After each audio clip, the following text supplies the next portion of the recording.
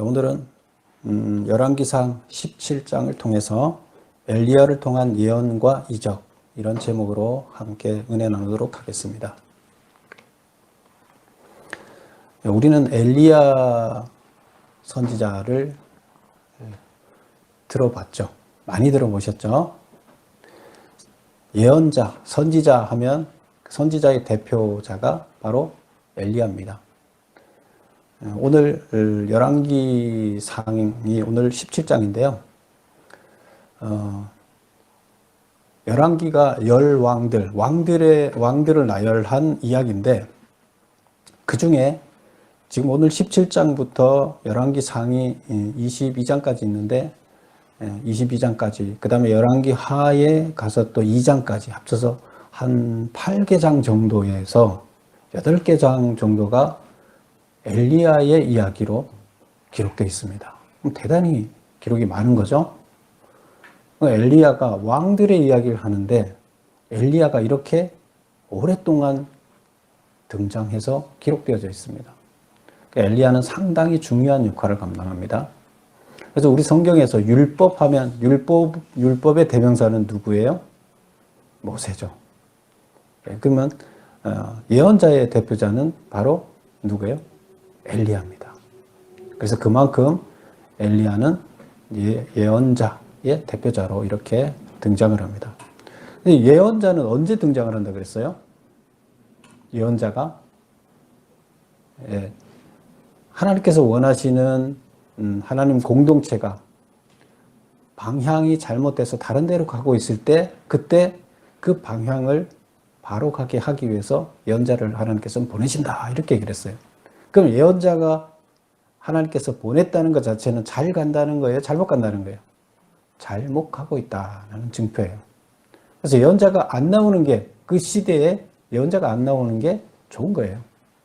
근데 예언자가 등장하면 선지자, 예언자가 등장하게 되면 하나님께서 보내시게 되면 그만큼 방향이 잘못됐다는 얘기예요. 근데 여기 지금 예언자가 이렇게 오랫동안 나온다는 얘기는 뭐예요? 많이 잘못됐다. 고칠 게 많다. 바꿔야 할 게 많다는 거예요. 그래서 예언자가 많이 활동을 해야 될 수밖에 없게 된 거예요. 그럼 지금 왕들이 하나님께서 선택해서 표본으로 만들어진 이 나라, 이스라엘 나라가 그 왕들이 이끌어가는 시대가 됐는데 그 왕들이 잘못 가고 있다는 거예요. 얼마나 잘못 가고 있으면 왕들의 이야기를 하다가 8개 장에 거쳐서 엘리야의 이야기로 엘리야가 활동하는 이야기를 기록해야 되느냐. 이렇게 우리가 판단해 볼 수가 있는 거죠. 우리 그러면 이스라엘이 지금 두 개로 나눠졌는데 남쪽과 북쪽으로 이렇게 나눠졌죠. 근데 그 지금 북쪽의 왕들을 우리가 지난주에 봤습니다. 17장에서. 그래서 북쪽에 왕조가 3개의 왕조가 지나온 것을 봤어요. 그래서 첫 번째, 두 번째, 세 번째. 첫 번째 왕조는 누구 왕조였죠? 잠깐 기억을 더듬어 봐야 이제 이야기가 진행됩니다. 첫 번째 왕조는 여로보암 왕조였죠. 그래서 그 아들하고 2대에 거쳐서 첫 왕조가 진행됐는데 그 다음 아들 때 망했어요. 그 다음에 두 번째 왕조는 누구예요? 바사 왕조. 바사가 구테타를 해서 그 여로보암 왕조를 무너뜨리고 바사 왕조의 아들 엘라 때까지 해서 바사 왕조가 이제 2대에 거쳐서 진행하다가 또 망했죠. 시므리에 의해서 망했죠. 근데 시므리는 7일간 통치했기 때문에 왕조를 할 수 없고 그 시므리를 또 무너뜨린 게 오므리였죠. 그래서 오므리 왕조가 시작됐는데 오므리 왕조는 가장 악한 왕조였다. 우리는 이렇게 얘기를 했어요. 세 번째 왕조가. 그래서 오므리 왕조의 오므리 왕의 아들이 누구예요? 아합이에요.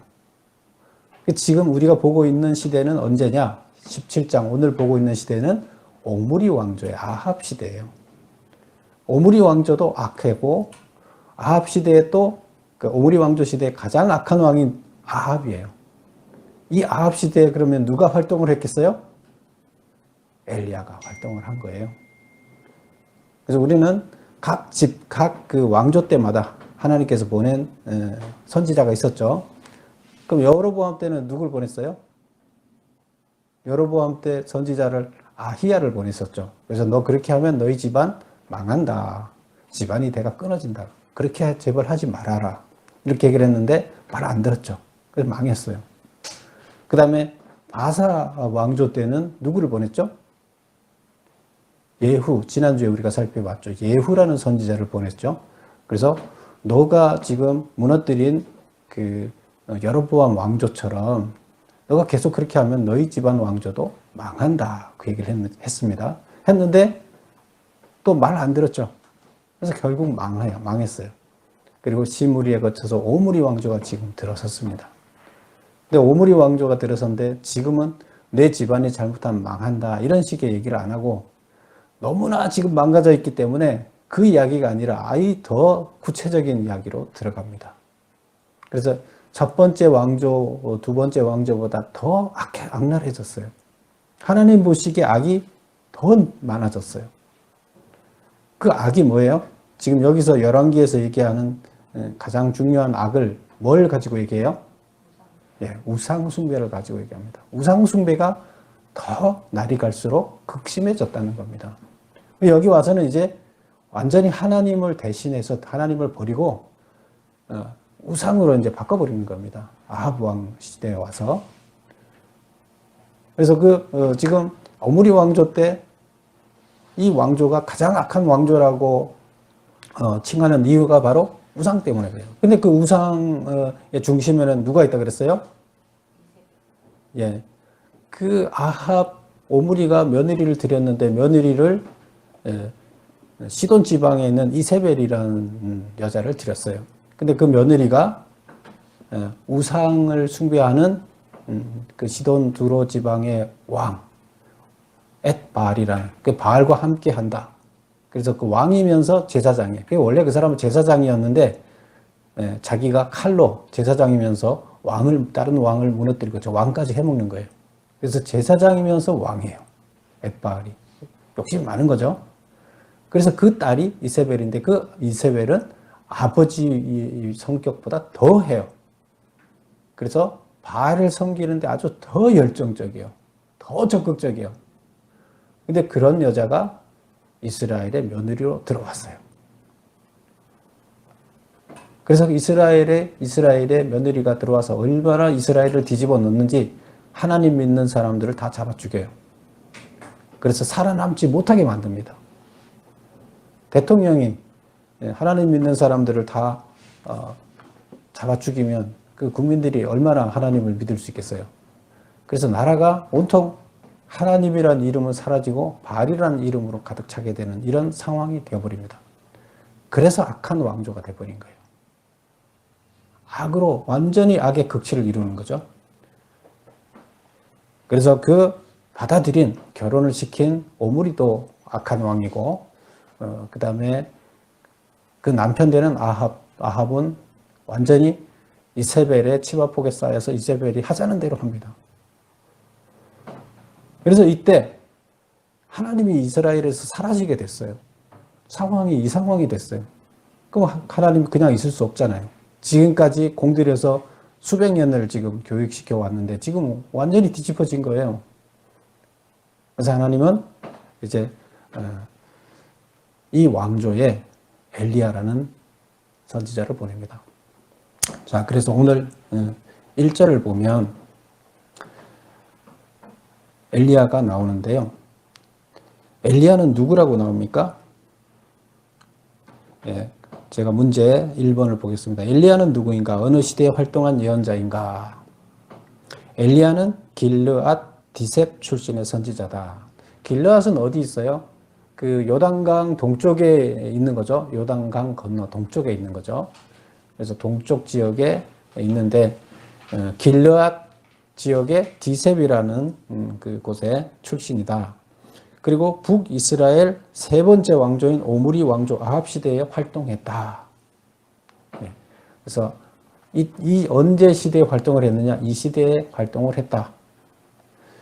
두 번째 보겠습니다. 엘리야가 아합 왕에게 한 예언, 경고는 무엇인가? 이러한 예언을 한 이유는 무언가? 어디를 보나 하면 1절을 한번 읽어보겠습니다. 길라앗에 우거하는 자 중에 디셉 사람 엘리야가 아합에게 말하되, 이제 아합은 왕이죠. 엘리야가 아합한테 말합니다.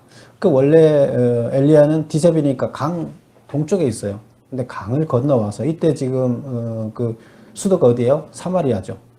그 사마리아로 와서 왕한테 지금 찾아와서 아합 왕한테 와서 얘기를 합니다. 뭐라고 얘기하느냐? 내가 섬기는 이스라엘의 하나님 여호와께서 살아계심을 두고 맹세하노니 내 말이 없으면 수년 동안 비도 이슬도 있지 아니하리라. 이렇게 얘기를 합니다. 지금 그 왕이 봤을 때는 그냥 자기 국민이죠. 자기 평민이 자기를 찾아왔어요. 찾아와서 하나님의 이름을 걸고 내가 맹세하는데 내가 비가 오라고 말하지 않으면 이 나라는 아주 수년 동안 비가 오지 않을 것이다. 이렇게 지금 와서 왕한테 엄포를 놓습니다. 그리고 사라져버려요. 왕이 얼떨떨하겠죠. 도대체 이게 무슨 놈, 이게 어떤 놈이야? 무슨 말을 하는 거야? 지금 그러겠죠? 하나님의 살아계심을 두고 맹세하노니 내 말이 없으면 수년 동안 가뭄이 계속될 것이라고 예언하였다. 아합 왕이 시돈의 공주 이세벨을 아내로 삼고 바알 신도 함께 수입하면서 북이스라엘은 여호와를 버리고 바알을 섬기게 되었으며 바알이 비를 내려준다고 믿기에 이르렀다. 아합 왕은 어떻게 믿었다고? 이스라엘은 이제 바알 신이 비를 내려준다 하고 믿기에 이르렀어요. 그러면 농사를 짓기 위해서 누구한테 기도를 해요? 바알한테 기도를 하는 거예요. 그래서 나라가 전체 바알을 통해서 농사를 짓는 이런 시기가 됐습니다. 이에 엘리야는 비를 다스리는 능력을 통해 바알은 가짜신이며 하나님만이 참신이라는 사실을 알리기 위해서 가뭄을 선포한다. 비가 오지 않는다. 내가 비가 오지 않도록 하겠다. 근데 하나님이 나한테 그렇게 시켜서 내가 한다는 거예요. 근데 지금 뭘 선포했다고요? 가뭄을 선포해요. 지금부터 가물어서 비가 오지 않을 것이다. 그러면 이제 여기는 특히 이쪽 지역은 비가 안 오면 대책이 없는 곳이죠. 예. 그런 곳이라 왕은 그 말을 믿든 안 믿든 왕은 기분 나쁘겠어요? 안 나쁘겠어요? 예. 왕은 지금 국가가 전체적으로 지금 바알을 섬기고 있고 바알을 한테 기도해서 비가 오게 하고 있고 이렇게 하는데 갑자기 나타나서 여호와 하나님을 운운하면서 내가 비가 오지 말라고 그러면 절대 비 안 올 것이다. 그래서 가뭄을 선포하는 거예요. 누가 시킨 거예요, 이거? 엘리야가 그냥 스스로 자기 생각으로 한 거예요? 예, 엘리야는 하나님이 보내신 거예요. 하나님이 그렇게 가 선포하라고 보내신 것을 와서 선포하는 거예요. 그래서 3번 보겠습니다. 엘리야는 이제 왜 그릿 시내가에 숨게 되었는가? 엘리야는 그리고 나서 사라졌어요. 왕한테 와서 이야기를 선포하고 나서 사라졌어요. 가뭄을 선포하고 사라졌는데 이제 숨은 거죠. 왜 숨었겠어요? 왕이 가만히 안 있겠죠. 그리고 이제 그 엘리야가 선포한 대로 만약에 비가 계속 안 온다 그러면 왕이 누가 점점 더 괘씸해지겠어요? 엘리야가 점점 더 괘씸해지고 이놈이 부정을 타게 해서 그렇지 하고 점점 괘씸해지고 안 되겠다. 그놈 잡아다가 죽여야 되겠다. 이렇게 생각을 하고 이제 그놈 찾아와라. 이제 이렇게 얘기를 하겠죠. 그래서 엘리야는 잽싸게 숨어버렸어요. 어디로 숨었느냐? 그린 시냇가에 숨게 됐는데 하나님께서 그리로 가서 숨으라 그랬어요. 그래서 그린 시냇가에서 받은 하나님의 은혜는 무언가? 그린 시냇가에서 또 떠난 이유는 뭔가? 거기 있다가 머물렀다 떠나는데요. 보면 시냇가에 숨게 된 이유는 아합 왕이 자신과 바알 신에게 도전하는 엘리야를 죽이려고 하자 하나님은 숨을 수도 있고 가뭄에 물을 마실 수도 있는 그린 시냇가로 엘리야를 인도하셨다. 그래서 거기가 있었던 거예요. 그리고 이제 그럼 거기가 혼자 그 시냇가에 숨어 있으면 먹을 게 없잖아요. 그럼 뭘 먹고 살아요? 그래서 하나님께서는 4절을 보세요. 그 시냇물을 마시라. 내가 까마귀들에게 명령하여 거기서 너를 먹이게 하리라. 6절을 보면 까마귀들이 아침에도 떡과 고기를 저녁에도 떡과 고기를 가져왔고 그가 시냇물을 마셨으나, 그래서 하나님이 뭘 보냈어요? 까마귀를 통해 아침 저녁으로 떡과 고기를 가져다 주었어요. 그래서 하나님의 은혜로 물은 거기 있으니까 떡과 고기를 또 까마귀가 물어다 주는 것을 먹고 그리고 거기서 버텼어요. 숨어서 지내는 거죠. 가뭄은 점점 더 심해져요. 심해지다가 이제 시냇가의 물도 다 말라버렸어요. 그린 시냇가도 물이 말라버렸어요. 그럼 이제 엘리야가 거기 살 수 없겠죠, 더 이상. 그래서 하나님이 이제 다른 데로 가라고 합니다. 그래서 가뭄으로 시내가 말라 마실 물이 없어지자 하나님이 이제 첫 번째 숨었던 장소는 그린 시냇가인데 두 번째 숨을 장소로 이제 하나님이 또 이동을 시킵니다. 그럼 두 번째 숨을 장소가 어딜까요? 예. 8절을 한번 보겠습니다. 여호와의 말씀이 엘리야에게 임하여 이르시되 너는 일어나 시돈에 속한 사르밧으로 가서 거기 머무르라. 내가 그곳 과부에게 명령하여 내게 음식을 주게 하리라. 숨어서 첫 번째 장소에서 잘 숨어 있었는데 그린 시냇가에서 이제 여기 물이 없으니까 못 사니까 두 번째 장소로 이제 숨을 장소를 보내는데, 여기 시돈은 이스라엘 땅이에요, 아니에요? 이스라엘 땅이 아니에요. 시돈은 두로와 시돈 해서 그 베네게라 그래서 그 북쪽에 있는 백향목이 많이 나는 지역이었죠. 그래서 거기가 누구 땅이에요? 그 이세벨의 나라예요. 이세벨의 아버지가 지금 거기에서 제사장이면서 왕이에요. 예. 그래서 거기에서 그리고 그 두로와 시돈 지역이 어떤 지역이냐? 바알을 섬기는 원산지예요, 거기가. 그런데 지금 어디로 가라 그래요? 이스라엘 땅에서 떠나서 바알을 섬기는 원산지인 시돈으로 가라. 이렇게 얘기를 해요. 엘리야는 왜, 4번 보겠습니다. 하나님은 그린 시냇가를 떠나 엘리야를 왜 시돈 사르밧으로 보냈는가? 시돈의 사르밧이라는 도시로 보냈어요. 거기로 가라. 그리고 또 거기 가면 한 과부가 있는데 그 과부의 집에 가면 그 과부한테 내가 명령을 해놨으니까 너를 먹여줄 거다. 이렇게 얘기를 합니다. 그래서 갔어요. 그럼 왜 그러면 하나님은 굳이 다른 데도 갈 데가 있는데 굳이 시돈으로 보냈을까? 바알 신의 원산지인 시돈으로 왜 보냈을까? 그리고 또 과부는 때 제일 어렵게 사는 사람들이, 제일 가난한 사람들이 누구예요? 고아와 과부와 나그네. 이게 제일 빈민 어려움을 겪고 있는 사람들이에요. 누군가의 도움을 받지 않으면 살기 어려운 사람들이에요. 스스로 살기 어려워요. 그래서 그 사람들은 도와주라고 이렇게 얘기를 합니다. 성경에서 계속. 그런데 지금 과부의 집으로 가래요. 그 집에 가면 먹을 게 있겠어요? 근데 하나님이 과부의 집으로 가래요. 왜 그랬을까? 보겠습니다. 시돈은 바알 신의 본고장이다. 바알의 본고장에서 하나님의 역사를 보여주기 위해서 시돈으로 보낸 것이다. 지금 아합 왕과 그 왕조, 백성들이 지금 누구를 믿는다고요?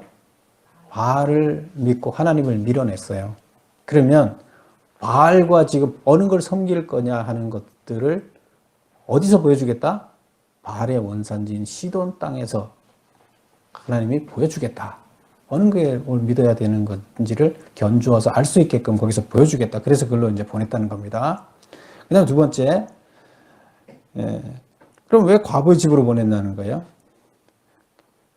그 가뭄으로 인해 죽을 수밖에 없는 상황에 처해 있는 자를 살려내시는 분이 여호와 하나님을 드러내고자 하여 엘리야를 가장 가난한 과부의 집으로 보내신 것이다. 지금 거기 가서 밥 얻어 먹으라고 과부 집에 보냈잖아요. 근데 실제로는 가장 가난한 자 집이에요. 가장 가난한 자 집에 가서 그들이 그들은 죽을 수밖에 없어요. 지금 굶어 죽을 수밖에 없어요. 물도 없지. 가난해, 지금, 가뭄이 계속됐으니까 먹을 것도 없으니까 다른 사람도 다 힘들면 고아와 과부와 나그네들은 더더욱 힘들겠죠. 그러면 지금 이런 사람들은 많이 굶어 죽을 수밖에 없는 상황이에요. 근데 그 집에 가서 밥 얻어 먹으라는 거예요. 죽는 사람들을 살려내는 이적을 행하기 위해서 그 집에 가라는 겁니다. 5번 보겠습니다. 엘리야가 사르밧 과부에게 떡을 달라고 청하자 과부는 거절하였다. 그 이유를 무엇이라고 대답했는가? 엘리야가 이제 과부 집에 갔어요. 시돈에 가서 사르밧에 갔더니 나무를 줍는 과부를 봤어요. 그래서 하나님이 감동을 줘서 저 여자다. 저 과부 집에 들어가라. 해서 갔어요. 그리고 가서 물 한 잔 주세요. 그랬더니까 알았다 그러고 이제 물을 뜨러 가는데 다시 또 불러서 뭐라고 하냐면 아니 물만 주지 말고 떡도 좀 한 조각 갖다 주세요. 이렇게 얘기를 합니다. 그러니까 과부가 뭐라 그래요? 거절합니다. 뭐라고 거절하느냐? 가족이 한 끼 먹을 가루와 기름밖에 없다. 이로 마지막 식사를 하고 굶어 죽을 생각이기에 줄 것이 없다. 지금 나한테 남은 게 가루 한 움큼, 기름 몇 방울밖에 없습니다. 근데 이거 우리 아들하고 나하고 둘이 한 끼 식사하면 끝입니다. 그리고 이제 더 이상 우리는 구할 수 없기 때문에 이거 먹고 이제는 죽을 수밖에 없습니다. 그래서 우리는 이거 먹고 이제 죽을 작정을 하고 있습니다. 마지막 만찬이 남아 있습니다. 근데 그거를 당신이 달라고요? 못 주겠어요. 지금 이 얘기를 하는 거죠. 나 줄 게 없습니다. 우리 마지막 만찬 할 것밖에 없습니다. 그리고 이제 죽음을 기다리고 있습니다. 이제 이렇게 얘기를 합니다. 그런데 엘리야는 뭐라고 얘기하나? 6번 보겠습니다. 떡 주기를 거절하는 과부에게 엘리야가 한 말은 뭐냐? 뭐라고 그랬을까요? 그것으로 지금 한 끼 먹을 거가 남아 있는데 그것으로 작은 떡 하나를 만들어 많이 하지 말고 작은 떡 하나를 만들어 조그맣게 만들어서 먼저 자기한테 달라. 엘리야를 대접하고 남은 것으로 너 과부와 아들이 만들어 먹도록 해라. 그리하면 여호와가 비를 지면에 내리는 날까지 그 가루와 기름이 떨어지지 아니하리라 하고 말씀했습니다. 근데 과부가 이거 들으면 이게 황당한 거죠. 뭐 어디에서 뭘 뺏어 먹는다고 뺏어 먹을 때 와서 뺏어 먹어야지. 지금 한 끼밖에 먹을 게 없고 우리는 이거 먹고 나서 죽을 거라고 하는데 그거 자기한테 먼저 달라는 거예요. 그리고 조금이라도 먼저 주고 남는 거는 너희들이 먹어라. 그렇게 얘기를 해요. 근데 그러면서 뒷말이 그렇게 하면 여호와가 비를 지면에 내리는 날까지 지금 가뭄이 계속됐잖아요. 가뭄이 한 3년 6개월 정도 진행되고 있어요. 그래서 비가 지면에 내리는 날까지 그 가루와 기름이 떨어지지 아니하겠다. 근데 믿어질까요? 믿어지나요? 과부가 믿어질까요? 안 믿어지죠. 여러분 같으면 믿어지겠어요? 그리고 그거 받아들이겠어요? 그런데 어쨌건 과부는 그걸 받아들였습니다. 엘리야의 말대로 따랐어요. 그래서 말대로 따른 결과는 어떻게 됐느냐? 여러 날 먹었으나 가루와 기름이 떨어지지 않았다. 이 과부도 대단한 여자예요. 어쨌건 보통 사람 같으면 아마 안 줬을 거예요. 생명인데 마지막 며칠을 더 살 수 있는 그건데. 그리고 이 이야기를 통해서 작가가 그러면 뭘 말하려고 할까? 그 교훈은 뭘까? 혼자 쓰기에도 부족한 것도 조금씩 나누어 함께 쓰면 하나님이 기꺼이 그 부족한 양을 축복으로 채우신다. 그러니까 그 과부는 지금 그 엘리야라는 나그네도 보니까 이 지역 사람도 아니고 먼 길을 걸어왔는데 정말로 힘들겠죠. 외국에서 온 나그네인데 자기보다 더 힘들어 보이는 거야. 그래서 그래 어차피 조금 뭐 다 달라는 것도 아니고 조금 달라 그러니까 조금 주고 우리도 같이 먹고 어차피 나눠 먹고 죽자. 그리고 이제 나눠 줬겠죠. 그 말이 믿어져서라기보다 뭐 그렇게 하면 끊어지지 않겠다. 그게 아마 안 믿어졌을 거예요. 믿어지진 않았지만 자기 보니까 더 굶어 죽을 것 같은 사람인 거야. 그래서 나눠주지 않았을까. 그런데 그 다음에 보니까 또 그게 다 없어지지 않고 남아 있는 거예요. 또 해먹었는데 또 남아 있는 거예요. 근데 이거는 뭐 계속 다 썼는데 하나님이 거기다가 더 생기게 했는지 아니면은 누군가 이웃집에서 또 먹을 거라고 누군가가 도움을 줘서 줬는지 그건 모르겠어요. 어쨌건 계속 먹을 것이 떨어지지 않고 남아 있었다는 거예요. 하나님이 그렇게 하셨다는 겁니다. 왜 그랬어요? 하나님은 그 마음을 보고 그 과부의 마음을 보고 그걸 축복해 준 거예요. 그래서 떨어지지 않게 하셨다. 작가는 이제 그 얘기를 하려는 겁니다. 그리고 이제 7번을 보겠습니다. 그 후에 지금 이제 첫 번째 사건이 있었어요. 과부의 집에 가서 지금 먹을 식량이 없는데 여러 날 동안 뭐 어쨌건 먹고 살아요. 말이 안 되는 거잖아요. 이게 기적이죠. 첫 번째 기적이 있어요. 나눠줬더니 그리고 엘리야가 한 말을 따라서 그대로 했더니 기적이 나타난 거예요. 근데 기적이 나타났는데 그 다음에 과부가 하나님 말씀을 전적으로 믿고 엘리야 말을 믿고 이제 신을 버리고 여호와를 믿겠다 이런 얘기는 안 나와요. 긴가민가 했겠죠. 그 말이 맞는지 안 맞는지 믿어지는지 이제 뭐 그랬겠죠. 그래서 다시 두 번째 이적이 또 이제 행해집니다. 두 번째 이적은 뭐냐면 그 이적이 일어난 후에 계속 이제 먹고 사는 거예요. 먹고는 살고 있는데 아들이 또 시름시름 앓다가 죽어요. 가난한 사람들 집에서 또 아들이 또 병 앓아 죽으면 약도 없잖아요. 돈도 없으니까. 근데 이제 아들이 죽어요. 그래서 죽고 나니까 과부가 힘들겠죠. 그래서 과부가 7번 보겠습니다. 이후에 과부의 아들이 병들어 죽자 엘리야가 간절히 기도하여 아들이 살아나는 이적이 일어났다. 이적을 본 과부가 고백한 말은 뭐냐? 하나님이 이적을 보여준 이유는 뭐냐? 자, 우선 이 과부가 아들이 죽게 되자 무슨 말을 했느냐? 18절 한번 볼까요? 여인이 엘리야에게 이르되 하나님의 사람이여 당신이 나와 더불어 무슨 상관이 있기로 내 죄를 생각나게 하고 또 내 아들을 죽게 하려고 내게 오셨습니까? 내 죄를 생각나게 했다. 무슨 죄가 생각났을까요? 지금 아들이 죽었어요. 그런데 이제 그러자 그 과부가 엘리야한테 얘기를 해요. 내 죄가 생각나게 했다. 당신이 내 죄를 생각나게 했다. 그리고 내 아들을 죽게 했다. 이렇게 얘기를 합니다. 무슨 죄가 생각났을까요? 아들 죽고 나면 부모는 그게 누구 죄라 생각하겠어요? 이건 내 죄다 생각. 또 지금 남편도 없잖아요. 남편이 죽었으니까 내가 죄를 져서 남편도 죽고 또 자식도 죽나 뭐 이런 생각을 할 수 있겠죠. 그러면서 또 이렇게 당신이 와갖고 또 애가 죽은 거 아니냐. 당신이 믿으라는 그 이상한 그 여호와라는 신 때문에 이렇게 또 죽는 거 아니냐. 뭐 이런 생각도 이제 하는 거죠. 그래서 당신 때문에 하나님의 사람이요. 당신 때문에 내가 죄책감에 시달리게 되고 또 아들도 죽게 됐다. 뭐 이제 이런 이제 이야기를 하는 거죠. 그랬더니 엘리야가 아이를 달라 그래서 그 아이를 받아서 자기 방에 가서 기도해서 낳습니다. 하나님한테 간절히 기도합니다. 내 생명과 그의 생명을 바꿔주십시오. 이 가난한 자를 이렇게 둬서 되겠습니까?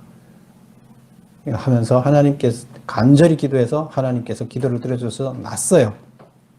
그래서 보겠습니다.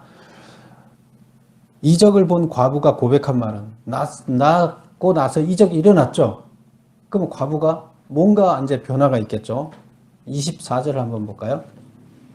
여인이 엘리야에게 이르되 내가 이제야 당신은 하나님의 사람이시요 당신의 입에 있는 여호와의 말씀이 진실한 줄을 아노라. 뭐라고요? 당신은 진짜 하나님의 사람이군요. 그 다음에 당신의 입에 있는 여호와의 말씀, 당신이 지금까지 얘기했던 거, 너가 나눠주면, 나한테 먹을 걸 나눠주면 어떻게 하겠다? 먹을 게 떨어지지 않겠다. 이제 했던 얘기가 그대로 이루어졌죠. 또 죽었던 사람도 지금 살렸어요. 기도해갖고. 그래서 뭐라 그래요? 당신의 입에 있는 하나님의 말씀이 그게 진짜라는 건지 알겠다. 이게 뭐예요? 당신이 말하는 하나님이 참신이라는 걸 이제 알겠다. 이제 얘기를 하는 겁니다. 그래서 내가 이제야 당신은 하나님의 사람이요 당신 입에 있는 여호와의 말씀이 진실한 줄을 알겠습니다. 여호와 하나님만이 참신이며 그 말씀이 진실함을 깨우치도록 하기 위해서 하나님은 그들에게 이적을 보여주셨다.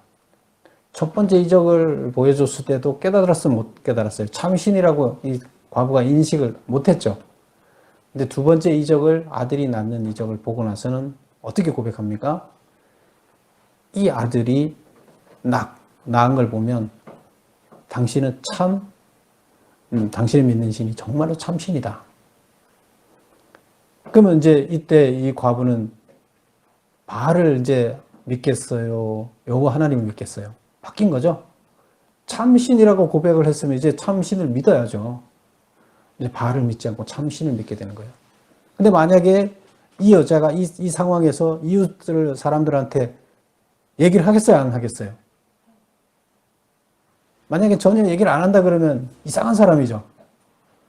이제 이게 보통 일이 아니에요. 동네방네 다 이야기를 하게 되는 거고, 이 시돈 지방의 바알의 원산지에 하나님의 이적이 이 여자의 입을 통해서 전달되기 시작하는 거예요. 바알을 믿던 사람들이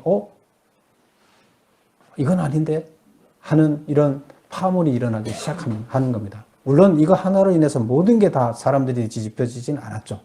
그러나 하나님은 바로 이 바알의 본산지에 가서 엘리야를 보내서 거기에서 바알이 가짜이고 하나님이 진짜라는 걸 보여주기 위해서 그 과부의 집을 찾아갔던 거죠. 그리고 거기에서 참 하나님을 드러내 보여주는 이런 일을 행하신 겁니다. 여러분들은 어떻게 생각합니까? 하나님의 말씀이 참 진리라고 생각하십니까? 하나님이 참 신이라고 생각합니까? 그럼 하나님의 말씀을 따라야죠. 하나님의 말씀을 믿어야죠. 그런데 이스라엘 백성들은 하나님의 사람, 하나님의 백성의 역할을 감당해내지 못했어요. 그래서 엘리야를 통해서 그것을 다시 회복시키는데 그것을 이스라엘 땅에서 한 것이 아니라 두로 시돈 지방에 가서 그 일을 엘리야를 통해서 선포하게 하고 하나님을 드러내 보이십니다. 그리고 거기서 거꾸로 이제 영향력이 안으로 밀려오는 효과가 나타나게 되는 거죠. 거기에서 바알신을 들어왔듯이 이제 거기에서부터 또 하나님을 거꾸로 역수입을 하게 되는 이제 이런 결과가 나타난 겁니다. 이거는 이제 엘리야의 이적의 시작입니다.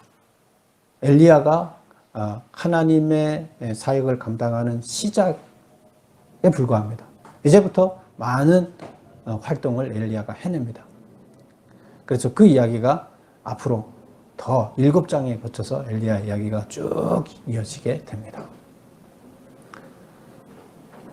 우리들은 참으로 하나님을 참신으로 섬겨야 됩니다.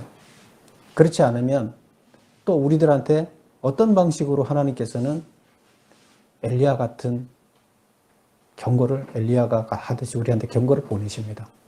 우리는 혹시라도 잘못된 길을 간다 그러면 그 경고의 메시지를 바로 알아듣고 바로 깨닫는 자가 되어야 돼요. 여기서 보면 굉장히 어리석잖아요. 우리가 이렇게 보면. 그러나 우리들의 삶도 하나님 보시기에 정말로 하나님을 받아들이고 참 신으로 믿지 않고 우리가 세상의 가치관을 받아들이고 있다 그러면 우리도 바로 이 지금 이스라엘 아합 왕이나 별 차이가 없어요. 우리들의 삶 가운데 하나님 말씀이 나를 다스리지 않고 욕망이나 욕심이나 뭔가가 나의 삶의 기준이 된다 그러면 그리고 그게 가장 나한테 가장 중요하다고 생각하고 하나님이 뒷전으로 밀려나 있다면 내가 아합 왕인 거예요. 우리는 그 모습을 보라는 겁니다. 지금 이 이야기는 포로지에서 하나님의 말씀을 제대로 이해하고 제대로 살아야 된다는 것을 교육하면서 이 교재로 썼던 내용이라고 그랬잖아요. 그래서 선조들의 이런 모습을 우리는 반복하지 말아야 된다 하는 이야기를 하고 있습니다. 여러분 모두 아합 같은 왕이 되지 않고 하나님께서 원하는 귀한 하나님의 자녀가 되기를 축원합니다. 기도하겠습니다. 아버지 하나님,